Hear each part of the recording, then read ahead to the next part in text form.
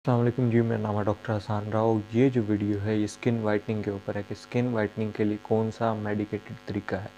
तो skin whitening के दो टाइप हैं कि किस तरह की स्किन वाइटनिंग होती है। एक होती है लोकलाइज स्किन वाइटनिंग, एक होता है generalize skin whitening. Localize skin whitening में मतलब आप किसी खास मखसूस हिस्से को अगर वाइट करना चाहते हैं, उसकी स्किन टोन वाइट करना चाहते हैं, उसके लिए एक ट्रीटमेंट। उसके अलावा एक जनरलाइज स्किन वाइटनिंग के आप पूरी बॉडी को वाइट करना चाहते हैं, उसका स्किन टोन वाइट करना चाहते हैं, तो इसके लिए दो अप्रोचेज़ होती हैं। लोकलाइज्ड स्किन वाइटनिंग के लिए तो आप क्रीम लगा लेते हैं, ग्लूटाथायोन की, विटामिन सी सीरम, हेलुरोनिक एसिड, इस तरह की। और एक जनरलाइज स्किन वाइटनिंग के लिए जो मेडिकेटेड तरीका है वो है ग्लूटाथायोन।